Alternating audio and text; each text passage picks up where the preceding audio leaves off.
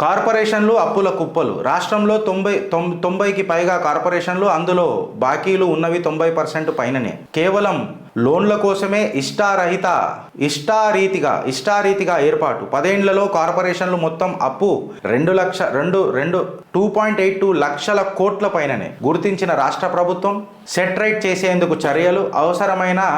అవసరం లేని కార్పొరేషన్ల లిస్ట్ తయారీ.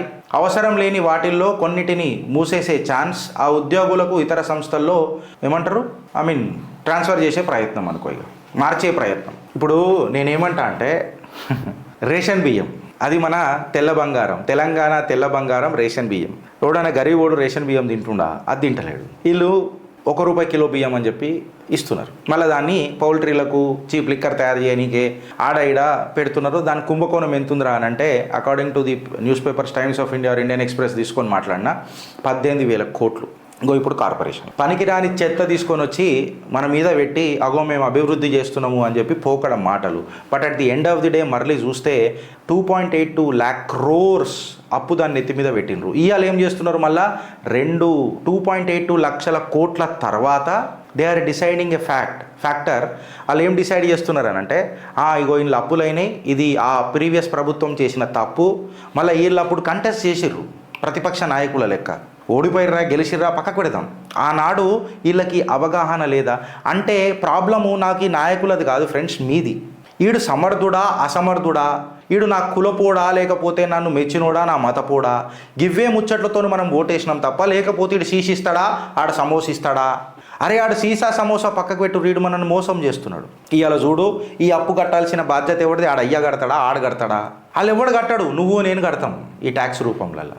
ఇవన్నీ కాస్ట్లీ అయిపోతున్నాయి, కాస్ట్ ఆఫ్ లివింగ్ పెరిగిపోతుందని అంటే పెరగదా ఫ్రెండ్స్? మళ్ళీ నీ ఓటు హక్కు నువ్వు కరెక్ట్గా వినియోగించుకున్నప్పుడు, నువ్వు సీసా సమోసాకు ప్రలోభపడి ఓటేసినప్పుడు నీ నోటు నీ చేతిలో ఎట్లుంటుంది ఫ్రెండ్స్? నీ ఓటు నువ్వు అమ్ముకున్నప్పుడు నువ్వు సంపాదించిన నోటు నీ జేబులో ఎట్లుంటుంది ఫ్రెండ్స్? నాకు ఒక మాట చెప్పు. నేను పర్సనల్గా అడుగుతున్నా, let us be personal today. Problem ఈ పేపర్లలో రాసిన కథనాలది కాదు, ప్రాబ్లం అవినీతి కథలది. అవినీతి కథలు చూసినా మీ కథలల్లో కదలికి వస్తలేదు చూడు, ఆడ ప్రాబ్లం అవుతుంది నాకు. గిరీష్ ఇట్లుంటే మంచిగుంటుంది, ఈడుంటే మంచిగుంటాడు, కరెక్టే. నువ్వుంటే ఎందుకు మంచిగుండది అనే ఆలోచన నీకు ఎందుకు రాదు? వాడు లీడర్ కదా అని చెప్పి నువ్వు సెల్ఫీలు వానితో తీసుకున్నప్పుడు వాడికి అహంకారం పెరిగింది తప్ప వాని ఆలోచన పెరిగిందా? వాడు నీ ఇంటికి వచ్చి సెల్ఫీ తీసుకునేటట్టు చేద్దామా, లేదా నువ్వు వాని సెల్ఫీ కోసందో మళ్ళీ తొక్కిసలాటలు చేస్తావా? నువ్వు హీరో అవుతావా, మందిని హీరో చేస్తావా? నువ్వు జీరో లెక్కనే ఉంటావా? నువ్వు దేశాన్ని ప్రేమించే దేశభక్తుడివి బ్రదర్, అందుకే నువ్వు టైంలో ట్యాక్స్ కడుతున్నావు అని చెప్తా. 2.82 లక్షల కోట్ల తర్వాత దే ఆర్ డిసైడింగ్ ఏమనని, ఇది ఇంత అవసరం లేదు, ఇట్లా చేద్దాము, తొలగిద్దాము అని సైంటిఫిక్ రీసెర్చ్ చేస్తున్నారు. నేను అదే చెప్తున్నా రేవంత్ రెడ్డికి కూడా. మళ్ళీ నువ్వు ఫ్రీ బస్ పెట్టినావు, మహాలక్ష్మి పథకం కిందనో వాట్ ఎవర్ ఇట్ మేబీ, ఆ పథకం నాకు తెలియదు. నువ్వేం సర్వే చేయించి పెట్టినావు, ఇలా రాష్ట్ర ఖజానాకు గండి కొడుతున్నావు. దీనివల్ల రిపకర్షన్ వచ్చి ఆటో డ్రైవర్ల జీవితం నాశనం అవుతున్నది కదా. నేను ట్యాక్సీ డ్రైవర్ల గురించి కూడా చిత్రగుప్తులో మాట్లాడినా, మీకు యాదుందో లేదు. పర్మిట్ల మీద వాళ్లకు కొన్ని ఫీజులు ఎక్సెట్రా. నేను ఇంకొక పెద్ద కథనం చేస్తా ట్యాక్సీ డ్రైవర్ల గోస మీద. అలా పర్మిట్ ఫీజు ముందు ఇన్ని డిస్ట్రిక్ట్లకు ఇంత ఫీజు ఉంటే మళ్ళీ 10 డిస్ట్రిక్ట్లకు ఎంత ఉండాలనంటే మనం కూడా 33 డిస్ట్రిక్ట్లు చేసేద్దాం అని చెప్పి మాట్లాడిన ఘనుడు, వీరుడు, హీన చరిత్ర కలిగిన యోధుడు కేసీఆర్. ట్యాక్సీ డ్రైవర్ల జీవితం మంచిగుందా, కార్ డ్రైవర్ల జీవితం బాగలే, ఆటో డ్రైవర్ల జీవితం బాగుందా బాగలే, టీచర్ల జీవితం బాగుందా బాగలే, ప్రొఫెసర్ల జీవితం బాగుందా బాగలే. ఈ ప్రొఫెసర్ల జీవితాలు బాగుండాలి అంటే జీతాలు కట్టి చదివిపించే పోరల జీవితాలు బాగున్నాయనంటే బాగలే, చదివిన పోరలకు సర్టిఫికెట్లు వస్తున్నాయనంటే వస్తలే, చదివిన పోరలు సర్టిఫికెట్లు వచ్చిన పోరలకు ఉద్యోగాలు వస్తున్నాయనంటే వస్తలే. పోనీ ఉద్యోగాలు రాని యువకులకు నిరుద్యోగ భృతి వస్తుందా అని అంటే వస్తలే. నిరుద్యోగ భృతి ఎందుకు, మేము మా ప్రయోజకులమైతాము అని చెప్పి నోటిఫికేషన్లు వచ్చినాక కూడా ఆ నోటిఫికేషన్ల నోట్లలో మన్ను పోసి యాసిడ్ వేసి పోరల జీవితాలను జిందగీని నాశనం చేసిన జియో నంబర్ 46, 44 మీకు పరిచయం లేదా? మీరు మర్చిపోయినరా? అందులో కూడా సవరణలు తీసుకొచ్చి ఇవాళ గ్రూప్ 1 పోరల బతుకులు, జూనియర్ లెక్చరర్ల పరేషాన్లు మీకేమైనా గుర్తున్నా అని అంటున్నా. బీజేపీ ఏం చేసింది అని అంటే రాష్ట్రంలో, అరే ఇప్పుడు నేను ఏమంటున్నానంటే ఇప్పుడు ఒక కాలనీ ఉంటుంది రా భయ్, ఆ కాలనీ మొత్తంలో ఠేకాదారివి కాదు నువ్వు, నీ ఇంటికి నువ్వు ఠేకాదారివి. నీ ఇంట్లో నువ్వు కొన్ని పెత్తోని బయట తెచ్చుకొని వచ్చి పెట్టుకున్న తర్వాత లేలే నువ్వు కాలనీ ప్రెసిడెంట్ నా ఇంట్లో పెత్తనం చెలాంచాలంటే ఎట్లా చెలాంచాడు నాయన కాలనీ ప్రెసిడెంట్? కామన్ సెన్స్ అనేది వాడు. బీజేపీ ఏం చేసింది? బీజేపీ చేసే కాడికి చేస్తూనే ఉన్నది. బీజేపీ చేసే కాడికి చేస్తూనే ఉన్నది. కేవలం లోక్సభ ఎలక్షన్స్ మట్టుకు వచ్చినప్పుడే ఇదే గౌరవనీయులు ముఖ్యమంత్రి యనమల రేవంత్ రెడ్డి గారు, రాష్ట్ర 2వ ముఖ్యమంత్రి, 11,000 కోట్ల శంకుస్థాపనలకు or to that matter inauguration సెరమనీలకు అటెండ్ చేసిండు. ఇది వాస్తవం కాదా? ఇది కాదా? ఏం చేసినావు తెలంగాణకు అని మాట్లాడతాడు. మణికొండ తెలవని ముఖ్యమంత్రి మణిపూర్ మీద మాట్లాడతాడు. నేను మణికొండ అని స్పెసిఫిక్ ఎందుకు మాట్లాడుతున్నానంటే ఇదే మణికొండకు సంబంధించిన ఒక భూభాగంలా 2,500 కోట్ల స్కామ్ అవుతున్నది కేటీఆర్ అని చెప్పి మాట్లాడి నీ కనుసైగలని డిపార్ట్మెంట్ కింద జిహెచ్ఎంసీ కింద జరుగుతున్న అవినీతి నువ్వు తెలుసుకో కేటీఆర్ అని మాట్లాడిన ఆనాటి టీపీసీసీ ప్రెసిడెంట్, ఈనాటి గౌరవనీయ ముఖ్యమంత్రి రేవంత్ రెడ్డి గుడ్డి గుర్రాల పనులు దొమ్ముతున్నాడా? మళ్ళా మణికొండల భూభాగం అంతా పోయి చౌకధరలకు పెద్ద వాళ్ళ కంటగడుతుంటే మళ్ళీ యనమల రేవంత్ రెడ్డి ఆనాడు లెటర్ రాసి ఈనాడు ఏం చేస్తుండు? ఇసుంటి కవరింగ్ లెటర్ మంత్రులు, కవరింగ్ లెటర్ లీడర్లు మనకు గల్లీకి దొరుకుతారు. వీళ్ళు కేవలం మాటల గారడితో పనిచేస్తారు. ఇట డేటా ఇంకొకటి చూపిస్తుంది ఫ్రెండ్స్. మీరు ఆలోచిస్తారా లేక అనుభవిస్తారా అని చెప్పి నేను అడుగుతున్నాను. ఇగో చూడు, ఇప్పుడు చూడు, మళ్ళా చూడు. ధాన్యం సేకరణలో రికార్డ్, దేశంలో 4వ ప్లేస్లో తెలంగాణ.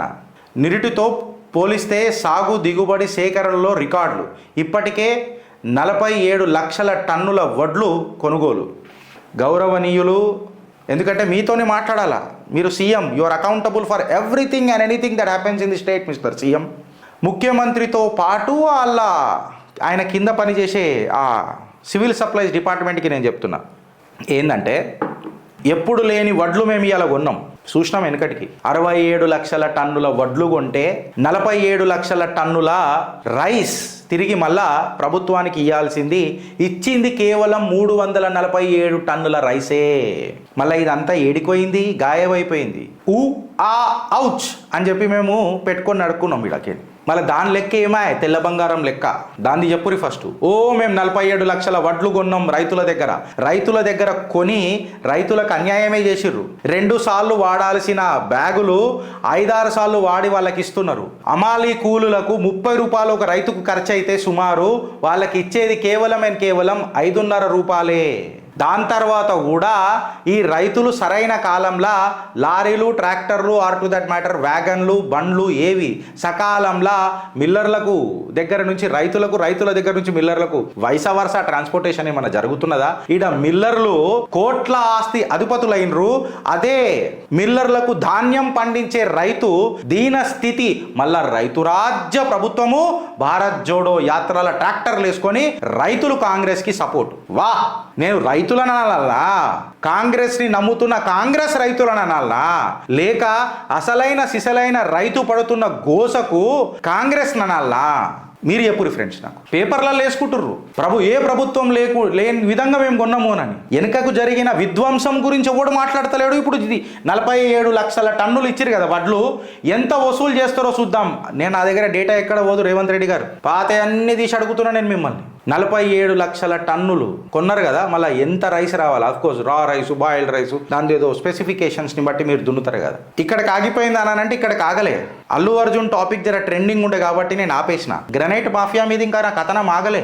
రేపు నేను బొందలగడ్డల మీద మూలలు కొట్టరికే పోతున్నా. బొందలు ఇవ్వయి ఆడ్నే దఫనాంచి పెడతాం, ఆడ్నే చితిమంట మళ్ళీ కిందికని పెడతాం, పొగబెట్టి. ఇది మీరు యాద పెట్టుకోర్రి. రేపు దాని మీద నేను ఒక గౌరవనీయులు 2వ ముఖ్యమంత్రి యనమల రేవంత్ రెడ్డి గారి మధ్యలో సమక్షంలో జరిగిన ఒక ఆక్షన్ నేను బయట పెడతా. మనందరినీ డైవర్జన్ పాలిటిక్స్లలో పెట్టి రేవంత్ రెడ్డి గారు ఎంత ఆర్థిక విధ్వంసం చేస్తున్నాడు వెనకకేని, మళ్ళీ ఈ ప్రభుత్వాందేనా కాదా?